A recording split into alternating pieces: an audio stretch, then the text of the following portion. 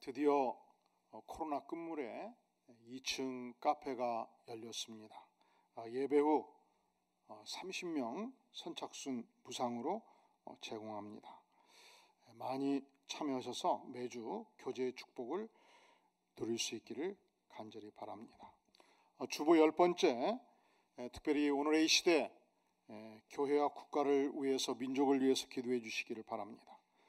여당과 야당 그리고 국정 운영 지도자들이 건강한 정신과 비전을 가지고 헌신하도록, 정치, 경제, 사회문화, 노동, 예술 등 모든 영역에 있어서 건강한 정신과 비전을 가진 자들이 지도력을 가지고 사역하도록, 특별히 북한 땅에 복음이 왕성하게 전파되는 새날이 속히 올 수 있도록 모든 교우들이 국가와 민족을 위해서, 또 3.1절을 맞이해서 현재 모든 여야 그리고 각 분야의 지도자들을 위해서 간절히 기도해 주시기를 바랍니다. 이 대한민국이 여기까지 오기까지 수많은 순국 선열들이 피 흘리며 이 영광의 나라를 위해서 뒷받침을 해왔습니다. 간절히 기도하는 특별한 한 주간이 될 수 있기를 간절히 바랍니다. 우리 다 함께 누가복음 23장 34절 말씀 함께 봉독합니다. 시작. 예수께서 이르시되 내가 진실로 내게 이르노니 오늘 내가 나와 함께 낙원에 있으리라 하시니라. 아멘. 지난주 우리는 예수님께서 십자가상에서 고통당하실 때 하셨던 첫 번째 말씀 따라해 볼까요? 아버지여 저희를 사하여 주옵소서. 자기의 하는 것을 알지 못함이니이다. 이 첫 번째 말씀을 우리가 묵상했습니다. 예수님 자신을 십자가에 못 박고 그것을 위해서 모함하고 채찍에 가해서 온몸이 피투성이가 되고 침뱉고 욕했던 모든 배신자들 용서해달라고 주께서 기도하셨습니다. 오늘은 우리 예수님께서 십자가에 못 박히셨을 때에 하셨던 두 번째 말씀, 내가 진실로 내게 이르노니 오늘 내가 나와 함께 낙원에 있으리라, 이 말씀을 함께 나누고자 합니다. 우리 예수님이 십자가에 못 박히셨을 때 사실은 혼자가 아니셨습니다. 양옆에 죄수들이 있었습니다. 저들은 강도였다고 표현합니다. 그리고 동일한 말씀이 마태복음 27장에서 등장합니다. 당시 예수님을 모함해서 죽이고자 했던 지도자들, 대제사장들, 서기관들, 장로들이 그 십자가 먼 발치에서 예수님을 희롱하고 예수님을 조롱하고 예수님을 놀렸습니다. 마태복음 27장 41절 이하의 내용을 쉽게 풀어보면 이런 내용입니다. 예수여, 당신은 남들은 다 구원하고 자기 자신은 십자가에서 죽으면 자기도 구원을 못하는구만. 당신은 이스라엘의 왕이라고 주장했잖아요.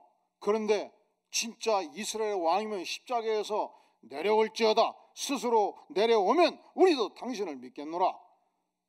도대체 당신이 무슨 권세로 십자가에 못 박혔는데 내려올 수 있단 말인가? 아니, 당신은 하나님의 아들이라며? 그럼 당신이 하나님을 신뢰하니 이제 하나님이 과연 구원해 주시겠구만. 그런데 십자가에 못 박아 죽어가니 과연 구원이 어디 있겠는가? 진짜 하나님의 아들이면 십자가를 우직근 부수고 내려와야 하지 않겠는가? 이렇게 그 시대 지도자들이 예수님을 조롱하고 예수님을 희롱을 한 것입니다. 그때 양옆에 못 박혔던 강도들도 함께 둘 다 욕했다고 성경은 기록해 주고 있습니다. 마태복음 27장 44절에서 함께 십자가에 못 박힌 강도들도 이와 같이, 강도들도 둘 다 이와 같이 욕하더라, 그렇게 성경은 기술해주고 있습니다. 그리고 문헌들은 이 두 강도의 이름이 하나는 디스마요, 하나는 게타스였다고 기록해주고 있습니다. 또한 여기서 강도들은 십자가형을 받았다는 것은 그들이 어떤 죄를 범했는가를 보여줍니다. 사실은 단순 강도들은 십자가형에 처하지 않습니다. 강도짓을 하면서 극악무도하게 수십 명의 사람들을 잔인한 방법으로 살해했을 때 십자가형을 처하게 되는 것이죠. 그리고 십자가에 이제 못 박혔을 때 둘 다 함께 강도들을 이 예수님을 욕했는데 놀랍게도 그 중에 한 강도가 회심을 한 것입니다. 어디에서 회심을 했습니까? 십자가선상에서 회심을 한 거예요. 이 강도는 같이 욕을 하면서도 양심의 가책이 있었습니다. 왜냐하면 같이 사명해서 십자가를 메고 골고다를 올라올 때 힘겨워하시는 예수님의 눈빛 안에 말할 수 없는 사랑이 담겨 있었습니다. 그렇게 사람들이 채찍으로 치고 침뱉고 욕할 때조차도 예수님의 시선은 여전히 사랑의 시선이었습니다. 그리고 십자가에서 그 기진맥진한 상황 속에서 놀랍게도 아버지여 저들을 용서하여 주시옵소서 기도하고 계셨습니다. 이것이 이 강도에게 결정적 심정적 타격을 가하게 된 것입니다. 이분은 단지 인간이 아니시다. 이분의 눈빛, 이분의 말씀, 이분의 행동 양식 과연 하나님의 아들이시구나. 그때 강력한 성령의 임재가 있었습니다. 그때 강력한 영혼의 타격이 있었고 뉘우침이 있었습니다. 그가 예수님을 영접하고 옆 행악자를 보았을 때 이 행악자는 여전히 예수님을 비방하고 있었습니다. 예수님 향해서 너가 메시아 구세주더냐? 너가 구세주면 우리도 구원하고 너도 구원받아야 될 것이 아니냐? 이때 회심한 강도가 심각하게 꾸짖었습니다. 어떻게 꾸짖었습니까? 우리 다 함께 누가복음 23장 40절 41절 같이 읽어볼까요? 시작. 하나는 그 사람을 꾸짖어 이르되 내가 동일한 정죄를 받고서도 하나님을 두려워하지 아니하느냐? 우리는 우리가 행한 일에 상당한 보응을 받은 것이니 이에 당연하거니와 이 사람이 행한 것은 옳지 않은 것이 없느니라 하고, 여기서 우리는 이 회심한 강도가 어떤 사람이었는가, 그 인생 여정을 세 가지로 살펴볼 수 있습니다. 첫째로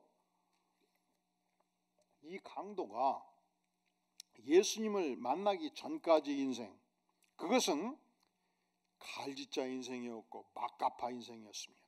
남의 것을 등쳐먹는 인생이었습니다. 남의 것을 빼앗기 위해서 어떠한 잔인한 일도 마다하지 않았던 인생이었습니다. 그러니까 국가 반역자급에서 받는 형벌을 받게 된 것이 아닙니까? 세상에는 도무지 희망이 없는 인생들이 가끔 있어요. 그러니까 국가가 그를 체포해서 십자가의 그 극악한 형벌로 다스리지 않겠습니까? 이 지존파 행동 대장이었던 김현양 씨를 기억하십니까? 그는 지존파 범죄 집단 7명 중에 한 명이었습니다. 1993년도 7월 이 지존파가 결성이 되었는데 그들은 4가지 행동 강령을 정했습니다. 돈 많은 자를 증오한다. 두 번째, 10억 원을 모을 때까지 범행을 계속한다. 세 번째, 배신자는 반드시 죽인다. 뭔 행동 강령이 그래요? 네 번째, 여자는 어머니도 믿지 말라. 참 행동 강령이 웃기죠. 그런데 놀랍게도 이 지존파가 건거되는 결정적 역할을 한 것이 또 그 그룹 안에 어떤 여인이었습니다. 1993년도 7월에 그들은 이 지존파를 결성한 다음에 바로 논산에서 20대 여성을 성폭행한 후에 살해합니다. 그리고 한 달 후에 같은 조직원이었던 송봉은이 배신했을 때 그를 살해해서 안매장합니다. 1년 후 야간호에서 악사했던 한 남성 한 명과 울산의 기업인 부부를 납치해서 살해를 한 것입니다. 두목이었던 김교환 씨는 집 안에 지하에 창살을 넣은 감옥을 만들었고 시체 소각시설을 만들었고 그것으로 납치해서 사람들을 살해한 것입니다. 그리고 행동대장 김현양은 체포된 후에 언론에 아주 잔인한 말을 남겨서 사람들을 몹시 놀라게 했습니다. 예컨대 시체 소각시설이 있는 이 집은 사람을 잡아 죽이기 위해서 우리가 만들었다. 잘난 놈들, 제네시스 그랜저를 탄 놈들은 그 당시는 최고의 소형차가 그랜저였던 모양이에요. 모두 죽이는 것이 우리의 목표였다. 어머니를 죽이지 못한 것이 한이다. 나는 인간이 아니다. 나는 인간 되기를 포기해서 인육도 먹었다. 이런 말들을 남겨서 사람들을 깜짝 놀라게 했습니다. 이제 그가 사형 언도를 받았을 때 모 교회의 평신도 전도자들이 끈질기게 김현양을 위해서 기도를 했습니다. 교도소를 방문을 했습니다. 사식을 넣어줬습니다. 끈질기게 전도를 했을 때 김현양이 드디어 성령의 감동을 받고 회심을 하고 예수님을 믿게 된 것입니다. 교도소를 방문했던 문장식 목사님께 김현양은 이런 고백을 남겼습니다. 목사님, 내가 이곳에서 예수님을 믿고 나니 이제야 인생이 어디서 왜 왔으며 어디로 가는지 알만합니다. 그리고 1995년도 11월 2일 서울 구치소에서 사형이 집행이 되었습니다. 사도신경으로 신앙을 고백합니다. 만세 반석 열리니 찬송가 188장을 부릅니다. 그리고 오늘 우리가 봉독한 말씀으로 내가 낙원에 있으리라는 제목으로 설교가 진행되었습니다.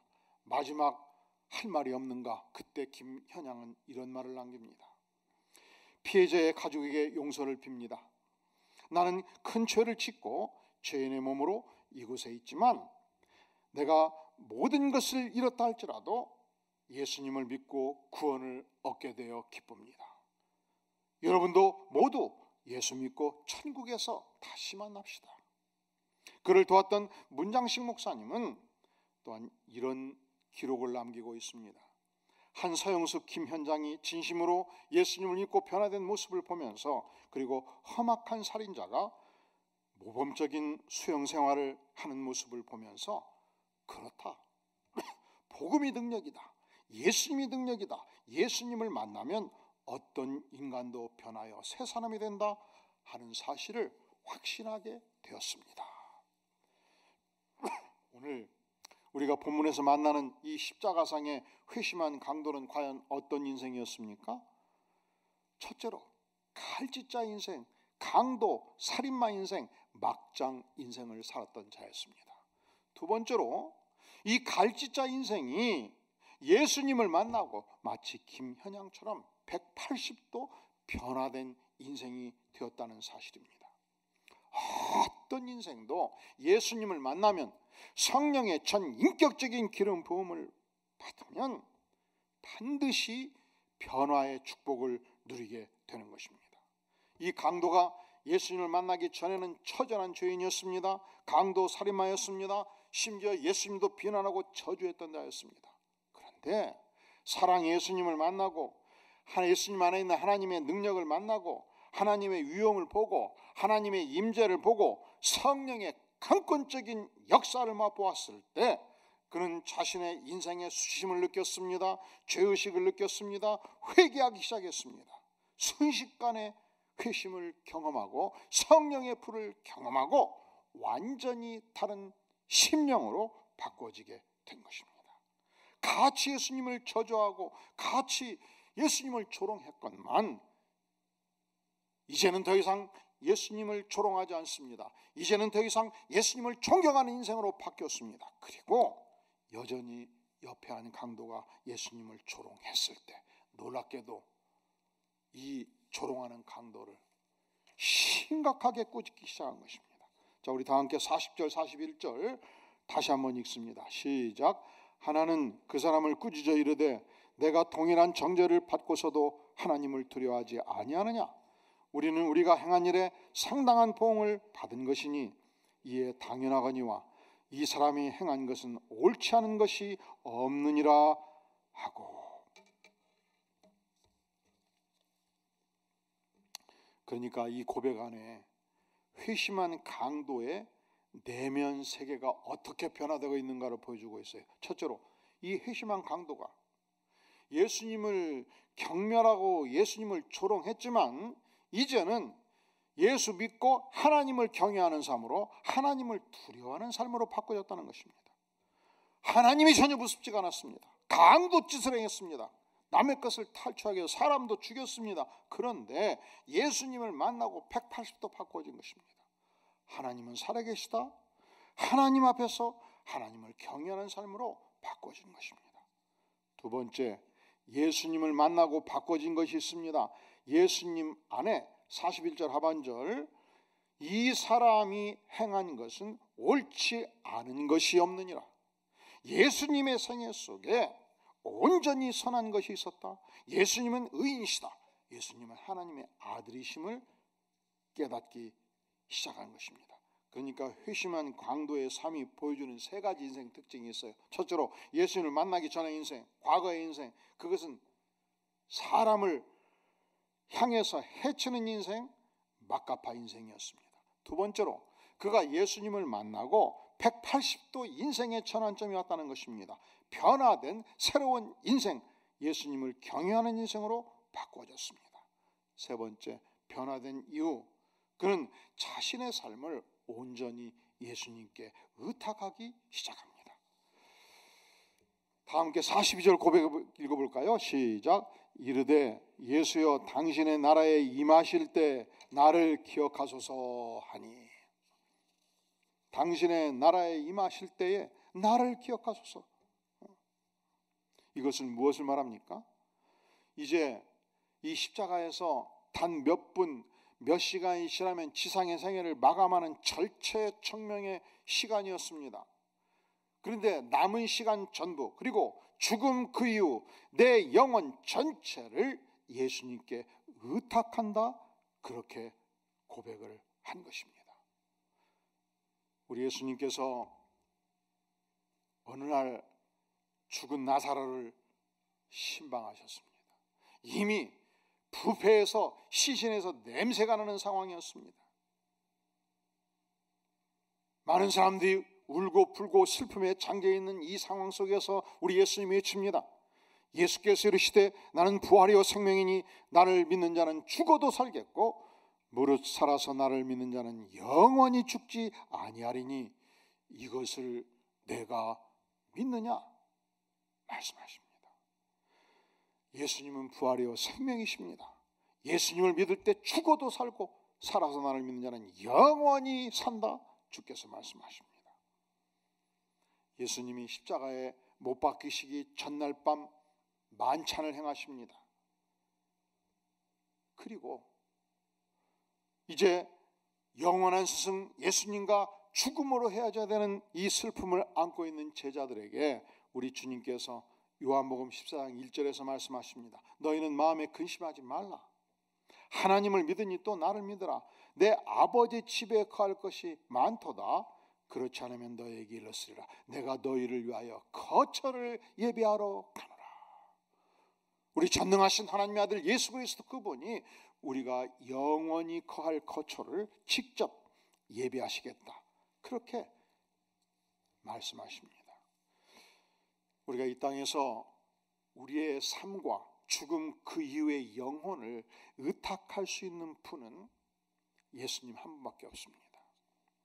왜냐하면 예수님만 하나님이시기 때문에, 왜냐하면 예수님이 창조주시기 때문에, 왜냐하면 예수님이 역사의 주인이시기 때문에, 왜냐하면 예수님은 전능하신 하나님이기 때문에, 왜냐하면 예수님은 영원부터 영원까지 계시는 분이시기 때문에 우리가 예수님 외에 이 땅에 아무리 위대하고 탁월한 인간이라 할지라도 그를 향하여 우리의 생애를, 우리의 영혼을 의탁할 수가 없는 것입니다.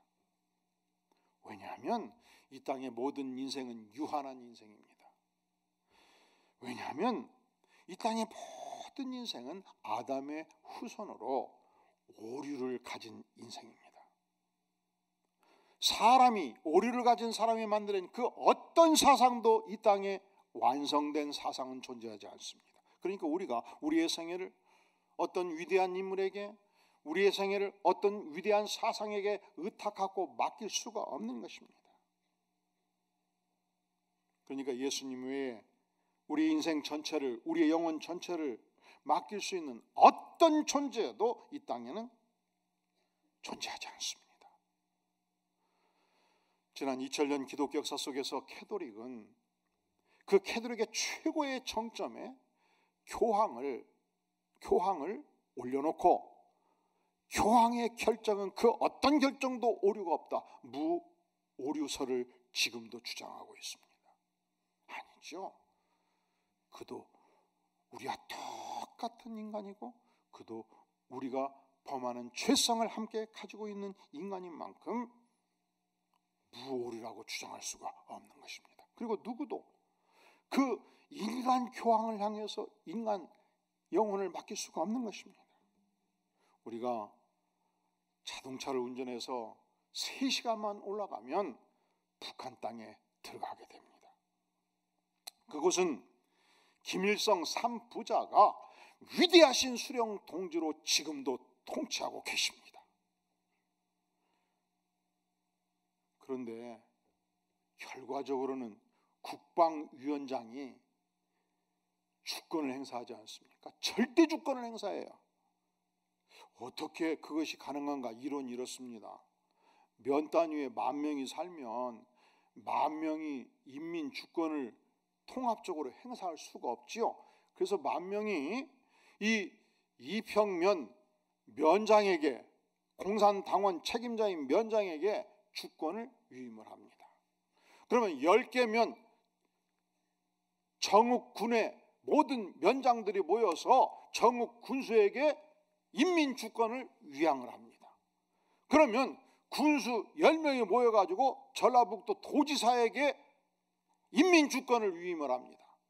그러면 10개 도 전체가 도지사들이 모여가지고 국방위원장에게 인민 주권을 위임합니다. 그래서 영민하시고 위대하신 국방위원장 수령 동지께서 오류가 없기 때문에 전 인민을 평화롭게 통치하고 계시다, 그렇게 주장을 하는 거예요. 그런데 그것은 인간 우상에 불과한 것입니다. 그가 어찌 인간일진데 왜 오류가 없겠습니까? 그 누구도 인간의 영혼을 인간에게 의탁할 수가 없는 것입니다. 그리고 더 이상한 것은 전 인민의 주권을 위임해 가지고 통치하는, 그가 통치하는 세계가 전 세계에서 가장 굶주린 나라예요. 고통의 나라예요. 자유를 상실한 2천만 명이 죽음의 계곡 속에서 살고 있다고 생각한다면 2천만 명이 우리가 누리는 이 영생의 복음을 전혀 들을 수가 없다고 생각한다면, 사랑하는 성도 여러분, 우리의 사랑하는 우리 민족의 통포를 위해서 간절히 기도해야 되지 않겠습니까? 이 3.1절을 통해서 자유 대한민국의 축복을 누리는 우리가 민주주의 속에서, 질곡 속에서, 고통 속에서 생명의 복음을 증거하는 자를 죽이는 이 극악무도한 사회가 해방될 수 있도록 간절히 기도해야 되지 않겠습니까? 오늘 회심한 강도가 신앙 고백을 했을 때, 그 영혼을 주님께 의탁했을 때 우리 주님께서는 뭐라고 답변하십니까? 우리 다 함께 43절 같이 봉독하겠습니다. 시작. 예수께서 이르시되 내가 진실로 내게 이르노니 오늘 내가 나와 함께 낙원에 있으리라 하시니라. 지난 2000년 기독교 역사 속에서 예수 믿자마자 바로 천국에 입성한 첫 번째 인물, 바로 회심한 강도죠. 그는 이 고백을 하고 몇 분 후에, 몇 시간 후에 인생을 마쳤습니다. 그럼에도 불구하고 우리 주님께서 말씀하십니다. 오늘 너가 나와 함께 낙원에 있으리라. 이 말씀은 우리가 구원을 받는 원인과 이유를 명백하게 밝혀줍니다. 우리가 구원을 받는 것은 내가 하나님의 나라를 위해서 힘써 노력을 많이 하고 헌금을 많이 하고 헌신을 많이 했기 때문에 그 공로로 구원을 받는 것이 아니라는 것입니다. 우리가 구원을 받는 것은 예수님의 전적인 은혜로 십자가의 죽으심의 은총으로 믿음으로 구원을 받는 것을 분명하게 밝혀줍니다. 그러면 지난 10년, 20년, 30년 성가대원으로 주님께 죽게 충성했던 종들은 너무 억울하시죠? 그러잖아요. 아닙니다. 우리가 주 앞에 충성하는 것은 나 같은 죄인 주께서 용서해 주시고 받아주신 이 은혜가, 이 은총이, 이 축복이 너무 커서 주님 이 한 몸 주님께 드리오니 봉사의 축복으로 돌려드리오니 받아주시옵소. 이 심정으로 구원의 영광이 너무 크고 구원의 축복이 너무 감사해서 우리가 주의 나라에 헌신하고 봉사하는 것이 아니겠습니까? 또한 우리가 한 생애를 살면서 인생의 마지막을 향해서 가고 있는 어르신들에게 우리가 줄 수 있는 최대의 선물, 최대의 축복이 무엇이겠습니까?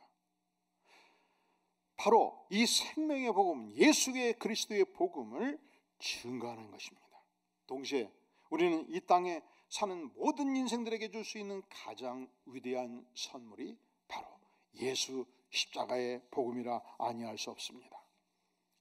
제가 벽산 아파트 시절 교회를 개척할 때 우리 성도 중에 지극히 심성이 착한 며느리 성도가 있었습니다.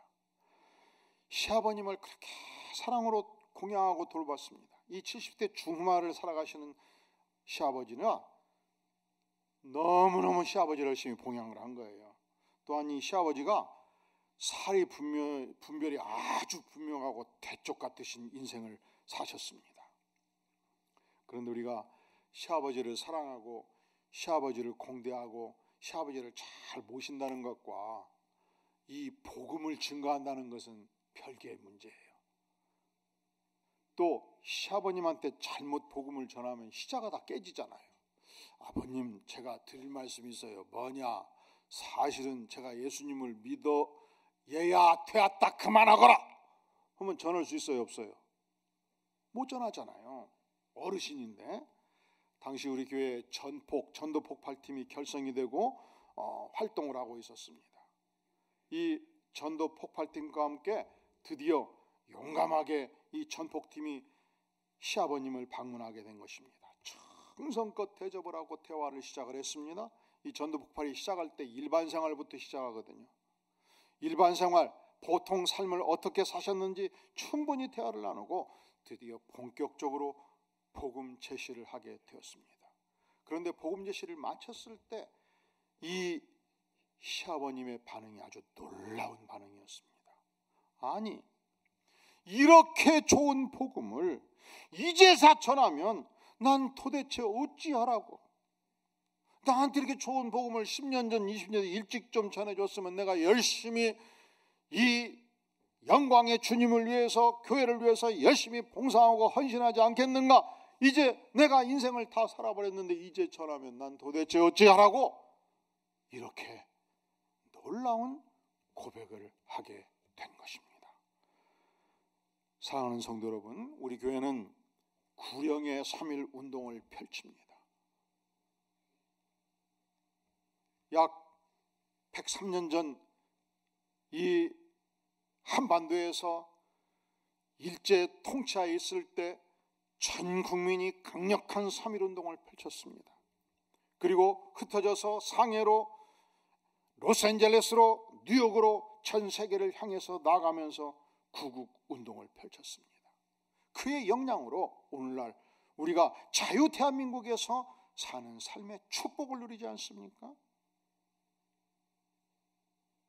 이 구령의 3.1 운동이라는 것은 첫째로 아직 예수님을 알지 못하는 우리의 부모님, 작은아버지, 큰아버지, 우리의 이웃들, 태신자 3명을 청하고 간절히 기도하는 것입니다. 1. 일이라는 것은 우리 교회가 지금 코로나 전에 850명까지 나왔는데 현재 지난주 약 550명에서 600명 정도, 그러니까 250명 내외의 성도들이 아직도 예배가 회복이 안 된 상태에 있습니다.